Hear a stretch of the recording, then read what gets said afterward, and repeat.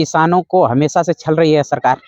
और पिछली बार भी किसान बड़े आंदोलन हुए किसानों की तरफ से, और जिन-जिन माँगों पे आंदोलन हुए, उसमें से लास्ट समय में सरकार ने अधिकांश को पूरा करने का वादा किया, लेकिन सरकार ने किसी को भी पूरा नहीं किया। और आज फिर जो है कि सरकार लगातार किसानों का जो अधिकार है, जो आम किसान है, जो खेती करते हैं बड़े स्तर पे या सामान्य किसान, उनके साथ जो है कि लगातार शोषण हो रहा है, उनके साथ अन्याय हो रहा है, उनकी फसलों का सही दाम नहीं निर्धारित किया जा रहा है और उनको परेशान कर रही है। सरकार बार-बार वादा खिलाफ़ी कर रही है, अपने वादे से मुकर रही है, इसलिए आंदोलन की स्थिति बनी है। विनय सागर जी, अभी आपने देखा कि कई जगह जो है कि सत्ता में लाने के लिए बहुत सारे प्रयास किए गए। अभी बिहार का चुनाव देखा होगा आपने, झारखंड का चुनाव देखा हो गया। अभी 24 में मुश्किल से 2 महीना बाद चुनाव होने वाला है। क्या लग रहा है आपके हिसाब से कि क्या सत्ता पक्ष में फिर से चुनाव जाने वाला है, या जिस तरह से ईवीएम और बैलेट पेपर की बात की जा रही है, इसका कहीं न कहीं फ़र्क दिखने को मिलेगा? देखिए, अगर हम अपनी पार्टी आज़ाद समाज पार्टी कांशीराम की बात करें, तो आने वाला समय जो ईवीएम का आपने विषय बताया, आने वाले समय में ईवीएम के विषय पे भीम आर्मी आज़ाद समाज पार्टी बड़े रूप में एडवोकेट चंद्रशेखर आज़ाद जी, जो हमारे राष्ट्रीय अध्यक्ष हैं, इन्होंने आह्वान कर दिया है कि बड़े रूप में हम ईवीएम के खिलाफ आंदोलन करेंगे।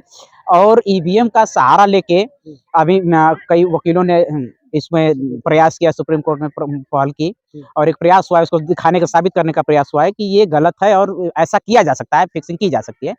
लेकिन इसके बावजूद भी ये सरकार, जो वर्तमान सरकार है, किसी भी तरह से ईवीएम के खिलाफ या बैलेट पेपर से चुनाव नहीं कराना चाह रही है, तो ये पूरी तरह से गलत है। और जैसा कि आपका कहना है कि आने वाले समय में सत्ता वापसी का, तो ऐसा हमें नहीं लग रहा है। अगर ये आम जनता, किसान, जिस तरह से अभी आप देख रहे हैं लाखों लोग आज दिल्ली के बॉर्डर पे जो है कि प्रदर्शन कर रहे हैं, ये इसी देश के निवासी है। आम और हर प्रांत में हर जगह किसान है और किसानों से इस देश की मुख्य आजीविका चलती है, लोगों का पेट भरता है। तो किसान अगर मूड बना रहे हैं और आम मजदूर, किसान, दलित, महिलाएं और पिछड़े आदिवासी सभी लोग, इस तरह की स्थिति है कि आने वाले समय में इस सत्ता को उखाड़ फेंकने का काम करेंगे।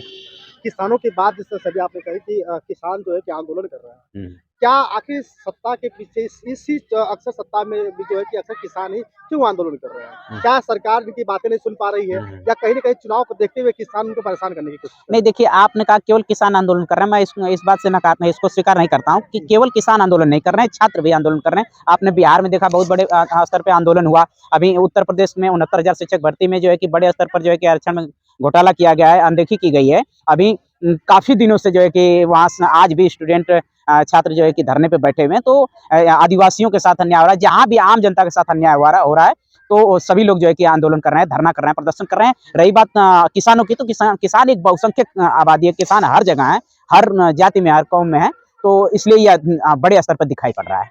जिस तरह से अभी आपने इस पार्टी की बात की, आज़ाद समाज पार्टी की बात की आपने, तो आज़ाद समाज पार्टी की तरफ से अगर ज़्यादातर वोट की बात करें, तो कौन लोग शामिल हैं ज़्यादातर? ज़्यादातर वो दलित समाज है या अन्य बहुजन के लोग साथ में जुड़े हुए हैं आपके? देखिए, आज़ाद समाज पार्टी अभी 4 साल हुए हमारी पार्टी को बने हुए, और आज़ाद समाज पार्टी बड़े स्तर पर एससी, एसटी, ओबीसी, माइनॉरिटी समाज पे जो अन्याय हो रहे हैं, अत्याचार हो रहे हैं, इनकी लड़ाई को लड़ने का काम कर रही है। इस देश में जो भारत का संविधान है, बाबा साहब अम्बेडकर जी ने लिखा, उसके जो अधिकार हैं, उसको आम पब्लिक तक पहुँचे, जनता तक पहुँचे, उसका प्रयास कर रहे हैं। और जो संशोधन, बार-बार संशोधन करके संविधान में को कमज़ोर करने का प्रयास कर रहा है, उसके खिलाफ भी आज़ाद समाज पार्टी संघर्ष कर रही है।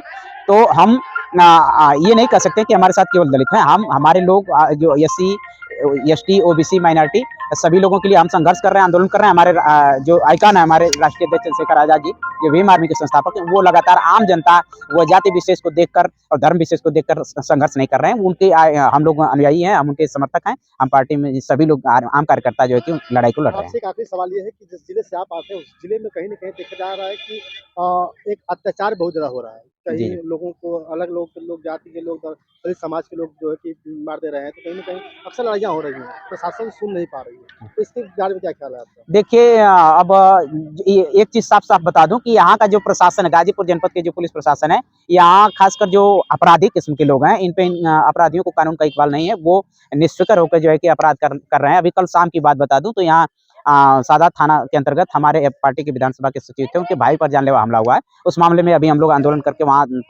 एफआईआर करा के आए हैं, मेडिकल हुआ है। तो और इस तरह से अनेकों घटनाएँ हैं। अभी यहाँ नंदगंज थाने के अंतर्गत एक यादव भाई थे, उनकी हत्या हो गई। तो अनेकों मामले हैं, उसकी गिनती मैं नहीं करना चाह रहा हूँ, लेकिन अगर पुलिस मुस्तैदी से अपना काम करे, अपनी ज़िम्मेदारी करे, पेट्रोलिंग करे, तो अपराधों पे अंकुश लगाया जा सकता है, जबकि ऐसा नहीं हो रहा है।